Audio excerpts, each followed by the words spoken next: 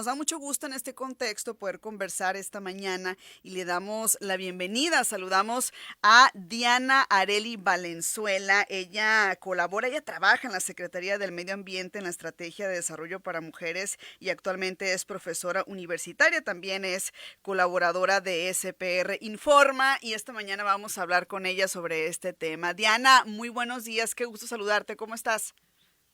Hola Nidia, ¿qué tal? Muy bien, muchas gracias por este espacio y bueno, saludando con mucho gusto a toda tu audiencia. No, el gusto es nuestro por acá en Sonora de tenerte, para que nos hables un poquito y nos hagas este análisis. Veíamos una reflexión que hacías ahí para SPR Informa, que tenemos una alianza estratégica con SPR, y hablabas sobre el enfoque, ¿no? El enfoque que durante mucho tiempo ha impartido el modelo educativo, pues, que se tuvo durante los últimos 30 años, y cómo se trata entonces de hacer un cambio, y parte de esto también son los libros de texto, Diana. Así es, pues mira, este nuevo gobierno trajo consigo nuevos enfoques y nuevos paradigmas, sobre todo en aspectos educativos. Recordemos que durante la época neoliberal, bueno, se asumía en la educación un enfoque por competencias, un enfoque que individualizaba y además generaba estrategias completamente desmarcadas, digamos que de una sociedad que tendría que generar procesos comunitarios y de organización. Eso evidentemente pues beneficiaba a las grandes empresas que además se veían favorecidas porque trasladaban competencias genéricas y específicas hacia las y los estudiantes. Eso de alguna u otra forma les quitaba un peso a ellos para la capacitación.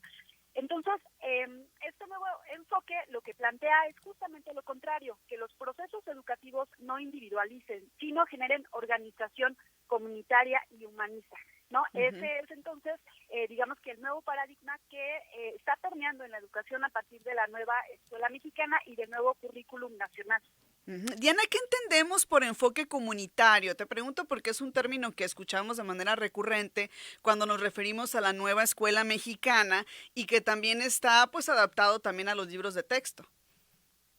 Así es, mira, el enfoque comunitario tiene que ver con la capacidad y la habilidad de la sociedad para poder organizarse, ¿no? Para incluso organizar procesos autogestivos, para que el hecho de que el trabajo sea, digamos que importante y trascendente para el desarrollo de las personas, bueno, pues no sea el centro educativo, sino que se generen procesos desde la comunidad.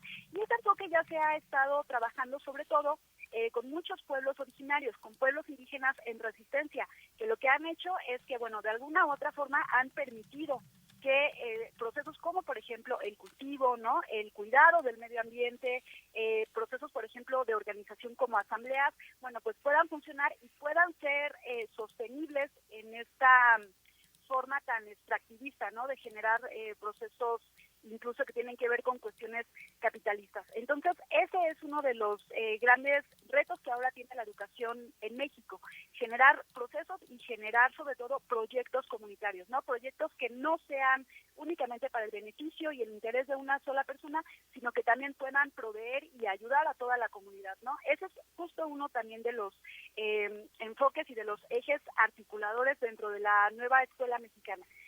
Esta nueva escuela mexicana además, bueno, pues tiene algunos otros elementos que tienen que ver justamente con la inclusión, ¿no? Que son temas que también ya se habían olvidado, como la educación intercultural bilingüe, la educación contextualizada y la educación con pertinencia cultural.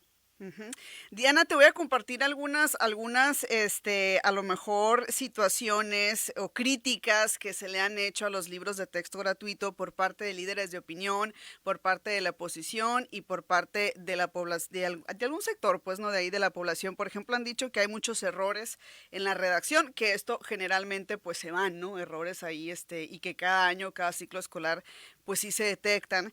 Se hablaba de un enfoque comunista y el tema de cómo se aborda la sexualidad también es otro tema que genera debate. Cuéntanos tu opinión al respecto de estos tres aspectos que te comento, por favor. Con todo gusto. Gracias. Mira, lamentablemente he estado yo siguiendo muy de cerca algunas de las supuestas críticas en contra de los libros de texto gratuito que tienen que ver con algunas faltas ortográficas, algunas cuestiones que supuestamente ellos están mal escritas, como la conjugación de los verbos hiciste, supiste. Sin embargo, todas estas capturas de pantalla que ellos han tomado no refieren precisamente a los libros de texto gratuitos. Ahora, hay que considerar que todo este material, por supuesto que es perfectible, aunque de entrada estuvo revisada por expertas y expertos en procesos pedagógicos. Bueno, yo estuve afortunadamente a cargo de una revisión en el cual no solamente eran expertos, por ejemplo, en estos temas de lengua, sino también de matemáticas, de saberes comunitarios.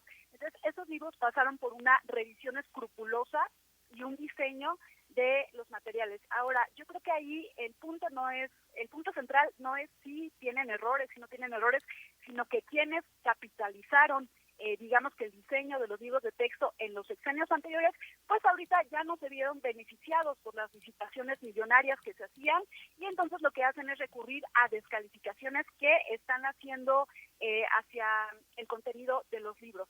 Pero es interesante porque además de señalar algunos elementos que podrían parecer un poco superficiales, como la ortografía y estas cuestiones sobre las conjugaciones de verbos, pues también critican el hecho de que se inserte el enfoque de género o la perspectiva de género en los libros. Ellos hablan de una ideología de género y de que se quiere adoctrinar a las infancias, lo cual es totalmente falso. El género y la construcción del género, pues es una realidad, y además es una realidad bastante dolorosa, porque el hecho de fomentar discursos de odio en contra de la población LGBTTIQA+, pues lo que ha hecho es también, ¿no?, el reproducir, por ejemplo, muertes en nombre, digamos, que de estas ideologías, ¿no? Que lo único que hacen es polarizar, y lo único que hacen es generar odio entre la población que ha sido vulnerada, ¿no? Pero si nos ponemos a revisar los contenidos, pues en realidad no están fomentando una ideología de género, están hablando de una realidad, ¿no? Y además lo están concibiendo y la están reproduciendo desde un enfoque humanitario, ¿no? Desde un enfoque humanista donde se reconocen los derechos humanos de todas y todos. Ujú. También el tema de cómo se aborda la sexualidad es otro tema. Me parece que durante los últimos años ha habido avances en cómo o cambios en la forma en la que se abordan estos temas en los libros de texto, ¿no? Que antes era impensable que se abordaran además en los libros o en la educación pública, y ahora sí. Y Diana, ¿qué nos podrías decir o cuál sería tu aportación en ese sentido? Bueno, la sexualidad siempre ha sido un tema bastante complejo, ¿no? Ha habido en la sociedad muchos tabús con respecto a cómo abordar estos temas. Uno de los elementos que más causó escozor, sobre todo en las personas ultraconservadoras de derecha, pues fue el tema de la diversidad de familias que existen y que son una realidad en nuestro país, ¿no? Por ejemplo, se habla en los libros de texto y en algunos contenidos sobre las familias homoparentales, que tienen absoluto derecho de ejercer todas, digamos que las condiciones que una familia tradicional, ¿no? Y la unión de Frentes por la Familia, pues lo que ha hecho es descalificar esos contenidos, ¿no? Y esto pues evidentemente nos lleva a un ejercicio de reflexión en el cual lo que ellos buscan pues es justamente la privatización de la educación, ¿no? Al asumir que la Secretaría de Educación Pública, al insertar estos temas de sexualidad abiertos y que se tienen que reflexionar y se tienen que abordar desde un enfoque de género y desde un enfoque crítico, pues lo que hacen es decir, no, que ya la Secretaría de Educación Pública no brinda educación pública porque ellos suponen que esto es malo, y entonces buscan otras alternativas que precisamente mercantilizan la educación, pero además no le dan un enfoque comunitario ni de género, ¿no? Esto potencialmente es bastante complejo y bastante crítico para nuestro país, porque lo que hace es fomentar discursos de odio. Ujú. Por último, preguntarte, Diana, porque me llamaba la atención que en tu análisis para SPR decías que con el modelo de competencias que estuvo por más de 30 años se tuvieron los peores índices de reprobación en matemáticas y comprensión lectora. ¿Consideras entonces que con este nuevo esquema o con la nueva escuela mexicana esto va a mejorar? Sí, esto además es un mandato tanto ya constitucional a través Ajá. del artículo 3 de la Ley General de Educación, como también, bueno, va a ir permeando todas las demás instituciones que se encargan de minorizar el rezago educativo en la educación. Justamente uno de los, digamos que enfoques que tenía este modelo por competencias, pues era la individualización y la competencia, sin importar un análisis crítico, por ejemplo, de las lecturas, ¿no? O de las matemáticas.